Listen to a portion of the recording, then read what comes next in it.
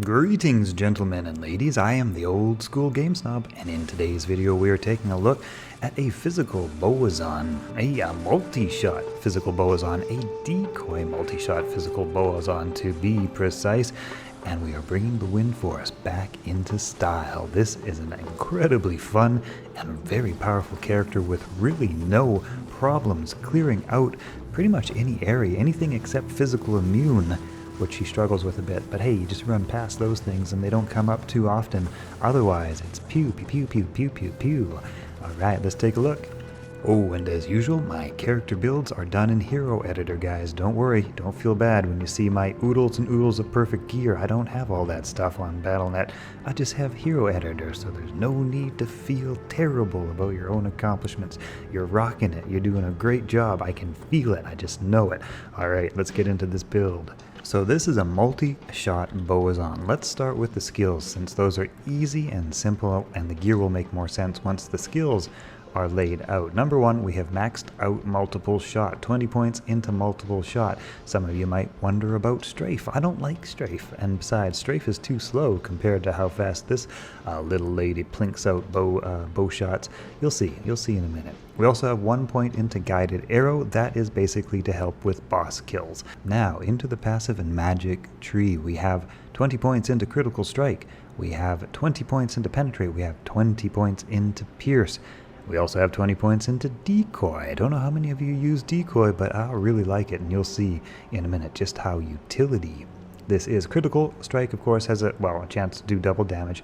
68% at current level. Hey, that's not bad. I'll take a double damage any day. Penetrate gets our attack rating up. Just make sure we hit things more, and we have a lot of extra skill points to spend, so there's not a lot of things you can really put into this skill point layout configuration build. There's not a lot of things you necessarily need, and so we're just going to max out penetrate. We're going to also max out pierce. That's because we're not using the razor tail in this build, so basically we want to pierce as much as we can. If we're going to use razor tail, then we only need 67% pierce here plus 33% from razor tail, but that's not quite what this build is about. This build is specialized on speed, a speed focus, and achieving a very high increased attack speed breakpoint. At first glance, Decoy seems like a stupid skill, but man, oh man, does it work well. You drop a decoy and everything lasers in on that decoy, and they're like, hey, this looks like the real deal. I'm pretty sure this is the real Bowazon. Let's definitely take out this Bowazon because I'm sure this is the right one. And that's how the monsters think. This works really well. And that is basically the skill tree layout. As for stats, this is of course enough strength and dexterity to wear your gear. The rest can go into vitality. I recommend also some mana charms in your inventory just to help get that mana up. Here in this Hero Editor character, you'll see I've put some into energy. That's because I don't have mana charms handy, and this is just to get enough mana up so that when your mana steal has a little bit of time to put into action with that multi-shot, which can be quite mana expensive, but recharge is super fast. This is absolutely in no way a budget build. In fact, I don't think I'd want to do a budget Bowazon, a budget Lightning Fury, sure, budget Blizzard Sorceress, absolutely, but a budget Bowazon, not so much. This is a build for the end game. It is a lot of fun. Let's get into it. Just be warned, this is absolutely not budget. Okay. So here is what we are looking at for gear. Number one, we have the Wind Force Hydra Bow socketed with a jaw rune. That is to make it so that it ignores target defense. One of the biggest bonuses of the Faith rune word is that it ignores target defense. Also that it has a fanaticism aura. We're going to talk about that in just a minute. We're going to take the best of both worlds here. If you saw my previous video comparing Wind Force to the Faith rune word, actually the kill speed, the clear speed on both of these bows was pretty comparable. Faith got a bit of an edge because it ignored target defense. It also had a fanaticism aura, which was really nice. Wind Force actually pretty much matched it in terms of raw clear speed power. So what we're going to do is we're going to combine the best of both worlds here. Actually, in my previous video, I had socketed Wind Force with a Shale rune to increase its attack speed, basically to put it on par with the Faith rune word, just to get the attack speed up more. It suffered a little bit in that it didn't have as good of a hit rating. It had maybe like 87% chance to hit. Actually, here you can see 77% chance to hit. However, with that ignore target defense, I dare say that is quite a bit better. It's probably pretty much maxed out at 95. I'm not exactly sure the math, but it's probably pretty darn close, if not there. So we are combining, like I say, the best of both worlds, because that Faith rune word and its Fanaticism aura, which is so fantastic, is something that we can definitely take advantage of if we give that Faith rune word to our Amazon mercenary. Finally, we get to use a different mercenary, and she does a really good job, actually, of carrying that Fanaticism aura and not dying. I've been very impressed. Like I say, this is not a cheap build, so now we have Om, Ja, Lem, and Eld. I guess Eld's pretty cheap, and so is... Well, anyway, this is not a cheap build. We have a Ja over here, we have a Ja over here, we have an Om over here, and we're not even done yet. We got more. As for the mercenary's gear, I've got her in Treachery, which is fairly affordable, and in Dariel's Visage. This part is kind of optional, whatever you want. It's not really super specific. The main thing is that she's got the Faith rune word over there. So if we take a look at the Fanaticism aura, a level 15 Fanaticism aura increases damage by 144%, also gives 33 to attack speed and a nice big bonus to attack rating. That is, I dare say, better than Emilio's Might aura, which is kind of the other option in this setup. So for the rest of the gear I have chosen, it is largely to increase a lot of attack speed. So here's what we've got for attack speed currently. If we take out just 20% attack speed, you can actually see, you have to watch closely, but we go down a breakpoint in attack speed. So that everything we've got here is stacked just to get barely enough to that breakpoint that we're at, which is very, very fast. Actually, if you take out just 10%, you lose that breakpoint. So basically, a lot of this is non-negotiable gear unless you want to drop down a bit. So Laying of Hands is awesome because of that 350% damage to demons, a huge 50 to fire resist, and of course that 20% increased attack speed. That's what we're looking for. Now, you might not have expected this one, but we've got Mavina's True Sight. The other option I was playing around with was Andariel's Visage, but I really liked how all of this really came together. This allowed me to socket a Ja rune for that ignore target defense and keep the attack speed breakpoint at what you saw instead of just one notch lower. So we've got Mavina's True Sight, which gives us a 30% increase to attack speed. We've also got Nosferatu's Coil, which gives us a 10% increase to attack speed, and it also provides us with that helpful life steal. When using Multishot, we've got so many arrows going out that just hit and steal so much life and so much mana, so just even 7% is super, super helpful. That's really all we need. Additionally, we have the Cat's Eye Amulet. I like this one for the 30% faster run walk, and of course that 20% increase to attack speed, also very nice. Some of you might prefer the High Lord's Wrath because of that Deadly Strike, which is also, not too bad. I like to be able to move around, so that's the one I'm favoring on that. And since the Critical Strike actually doesn't stack with the Deadly Strike, you can kind of do one or the other. We've already got a 68% Critical Strike, and so yeah, when that one fails to hit, this one might hit, and then you would get double damage, but you would never get quadruple damage out of these two options. So basically, I like that movement speed, so that's why I've gone with Cat's Eye over here. Watching back, I nearly forgot to mention the armor piece. We are using Fortitude here for its big enhanced damage rating. Lots of other good things on it too, but mainly that enhanced damage rating.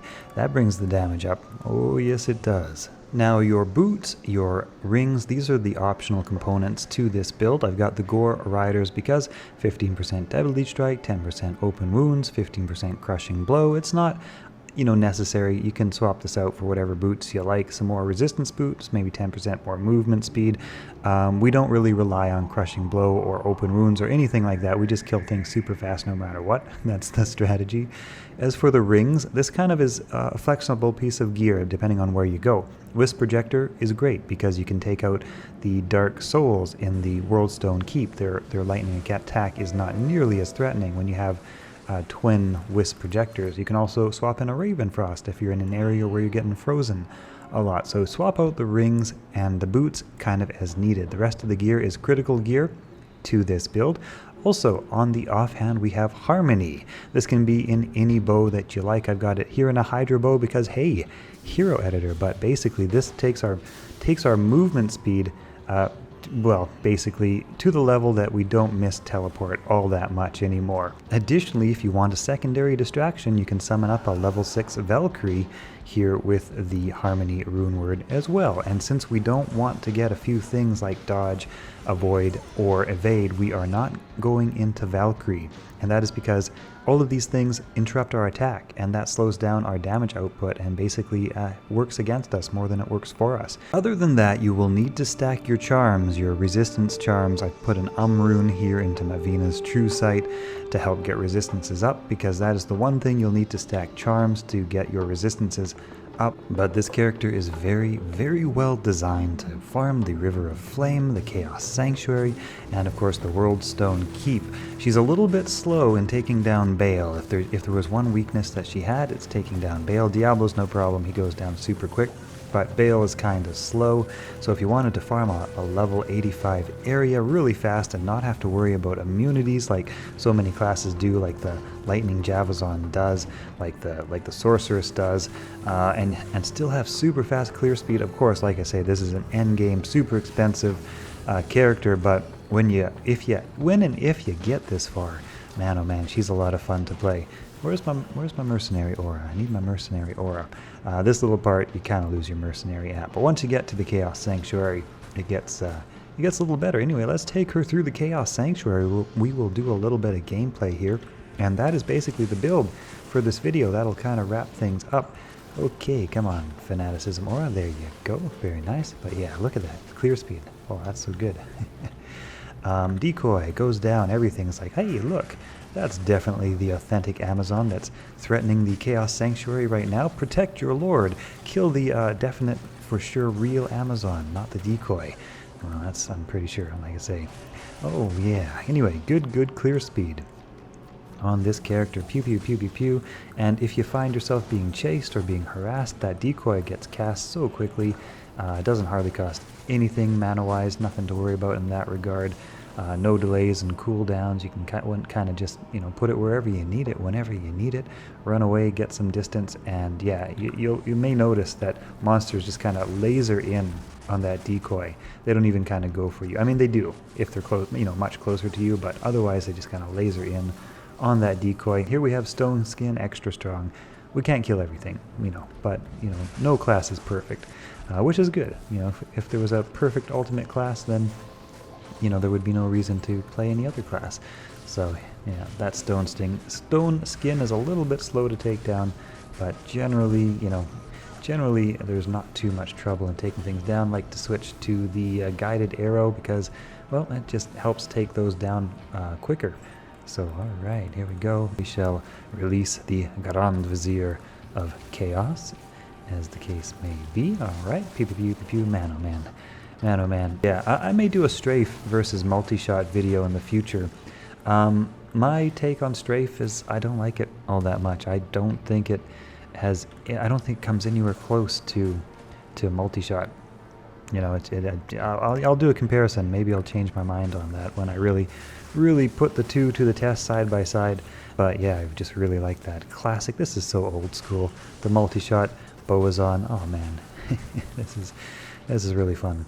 And yeah, like I say, that ignore target defense on our win force is just really nice. I don't think we're really missing any shots, hardly.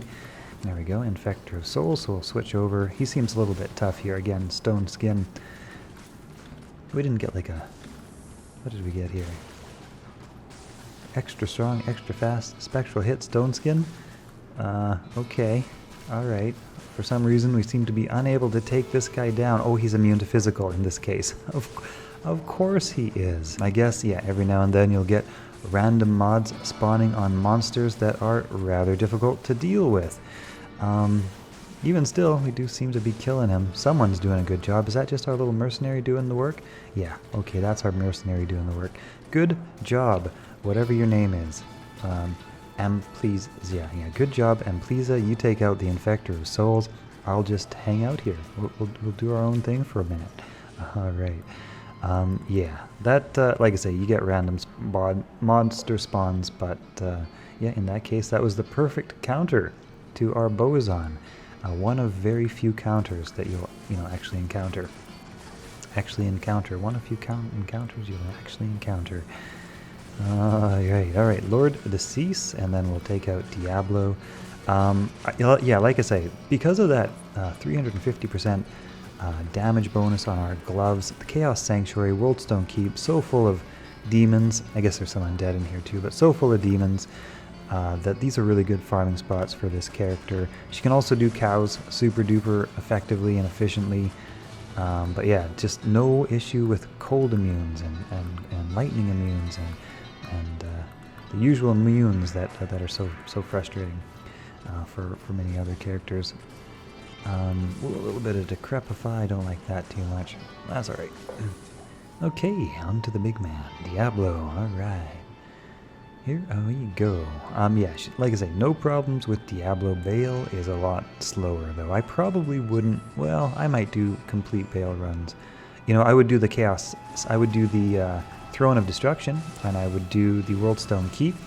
I don't know if I necessarily do Bale. I might just clear out those areas straight up, because it is, like I say, a bit slow.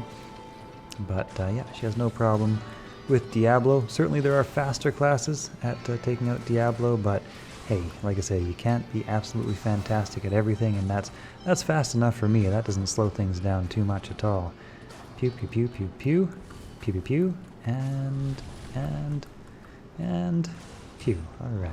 Okay, alright, hey, I hope you guys have enjoyed this video. Hey, thank you everybody for watching out. Check out my new channel, GameSnob Unchained, where I am going to be covering Gods Unchained, which is a sort of Magic the Gathering or Hearthstone-like card game based all around cryptocurrency. And for anyone who wants to help support this channel, you can head over to werewolven.com, check out some of the games my company has been working on, and any sort of contributions go right back to game dev.